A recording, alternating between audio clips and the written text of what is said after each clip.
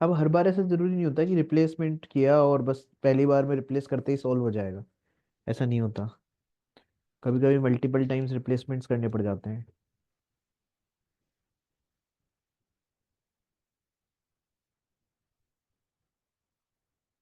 तो हमें जो गिवन इक्वेशन है उसको लिख रहा हूँ मैं। हालांकि राइट हैंड साइड सिंप्लीफाई हो पा रहा है इसका थोड़ा बहुत। उसको ऊपर 1 - x - x ब्रेक कर सकते हैं ना, पर न्यूमरेटर में डिनोमिनेटर क्रिएट हो पा रहा है तो कर ही देना चाहिए। कैलकुलेशन में बेनिफिट रहेगा, अदरवाइज तो क्या कोई जरूरी नहीं करना, लेकिन कैलकुलेशन तो बेटर ही रहेगी। तो 1 - x से डिवाइड करेंगे तो 1/x आ जाएगा, और ये -1/1 - x आ जाएगा इधर। ये अपने को गिवन इक्वेशन है, फर्स्ट इक्वेशन है अपनी। अब बताइए इसमें x की जगह क्या रिप्लेस करने का मन है। चॉइसेस ज्यादा है वन भी नहीं माइनस तुम्हारे पास में। हाँ। 1 - x। माइनस वन एक। माइनस एक्स करने से तो क्या होगा, 1 - x करने से तो यहाँ पे तो f(1 - x) आ जाएगा, यहाँ पे f(1/x) आ जाएगा, दोनों ही अलग आ जाएंगे। दोनों ही नए आ जाएंगे आपके यहाँ। तो दो वेरिएबल इनिशियली पढ़े हैं, दो नए वेरिएबल और आ जाएंगे। कोई फायदा ही नहीं है। हम तो कम से कम वेरिएबल इंट्रोड्यूस करने की कोशिश करते हैं। 1/1 - x। हाँ वही करना चाहिए, उससे कम से कम एक जगह तो सेम बनेगा। कम से कम एक जगह तो सेम बनेगा, तो अपने पास चॉइस है ही नहीं ज्यादा कुछ। तो जो क्वेश्चन में दिख रहा है उसी को रिप्लेस करके देखते तो एक बार। हो सकता नहीं हो तो कुछ और बेटर सोचेंगे, लेकिन फिलहाल के लिए करके तो देखते हैं। तो एक्स की जगह 1/1 - x रिप्लेस कर देते हैं एक बार पूरी इक्वेशन में। तो यहाँ पर बनेगा 1/1 - x। यहाँ कितना बनेगा ये बता दो आप सिंप्लीफाई करके। 1/1 - 1 - 1 - x, इसको सिंप्लीफाई करेंगे तो एक्स आएगा माइनस x - एक्स। 1/x आ जाएगा ना। और राइट हैंड साइड को सिंप्लीफाई करके रखने का फायदा यहाँ भी मिलेगा आपको अब, है ना।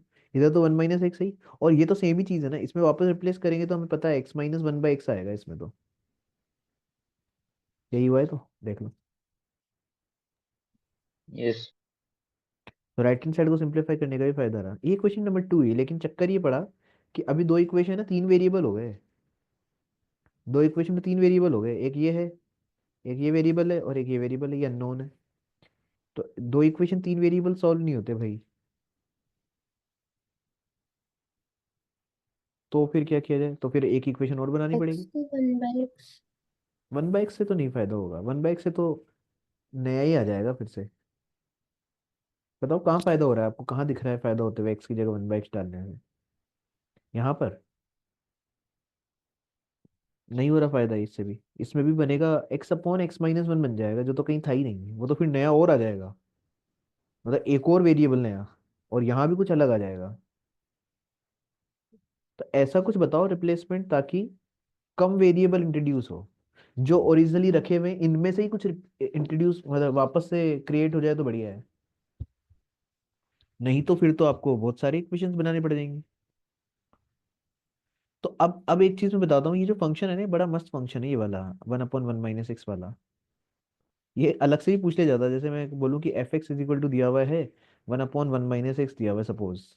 तो आपसे पूछ लिया जाता है, बताइए भैया f(f(f(f(f) इस तरह से n टाइम्स f है, n टाइम्स दिया हुआ है f(x), ये निकालना हो। कंपोजिट फंक्शन में वैसे ही ले सकते हैं इस एग्जांपल को, लेकिन मैं यही बता दे रहा हूँ, क्योंकि थोड़ा बहुत कंपोजिट फंक्शन मैंने बता रखा है आपको। जैसे ये निकालना हो तो कैसे निकलता है भैया।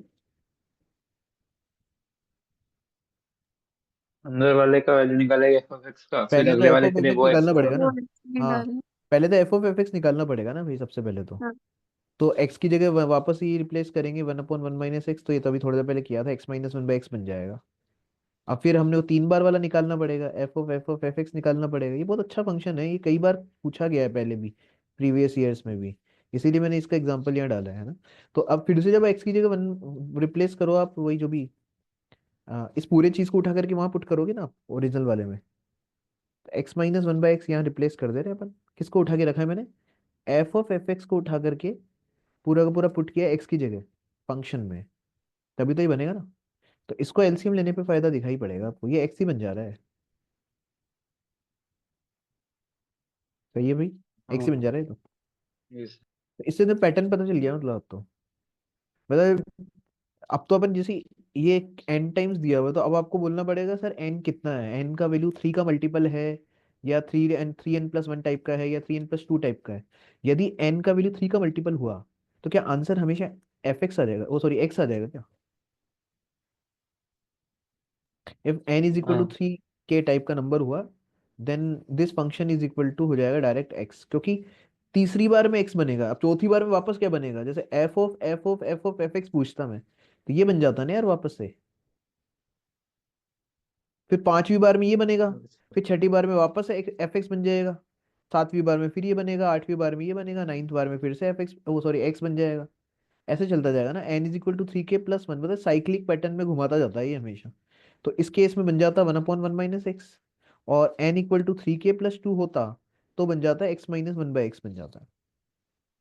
तो ये बहुत अच्छा एक्सप्रेशन है ये, इसमें मतलब आप सेम फंक्शन बार बार रिप्लेस करते जाओगे, तो ऐसा नहीं है कि नए नए क्रिएट होता जाएगा, 3 बार ही बस बनता है।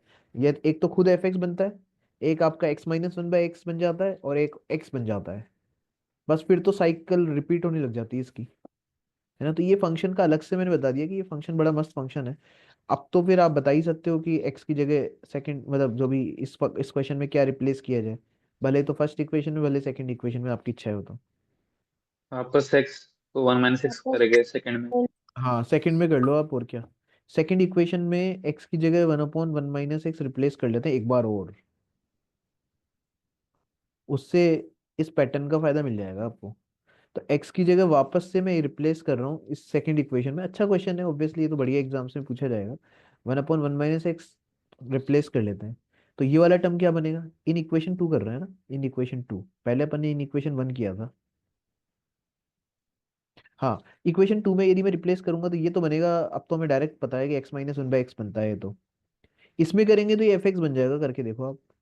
और राइट हैंड साइड में करता हूँ, राइट हैंड साइड में करूंगा तो वन माइनस, ये बनेगा x-1/x, सॉरी सॉरी सॉरी, ये बनेगा 1/1 - x, और इसमें रिप्लेस करने पर तो ये x बन जाता है, ये हमें पता है।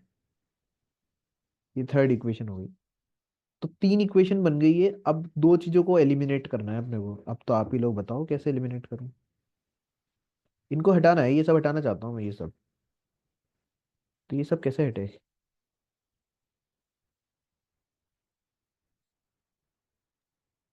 फर्स्ट में से सेकंड से ब्रैक कर देंगे, थर्ड ऐड कर देंगे। हाँ, या फिर डायरेक्ट ऐसे बोल देते हैं सिंपल फॉर्म में, फर्स्ट आप बोल रहे हो वही कर रहा हूँ एक्चुअल में, फर्स्ट और थर्ड को ऐड करके सेकंड सब्ट्रैक्ट कर दें, तो ये सब बेकार चीजें हट जाएंगी लेफ्ट हैंड साइड से। देखो आप, सही है।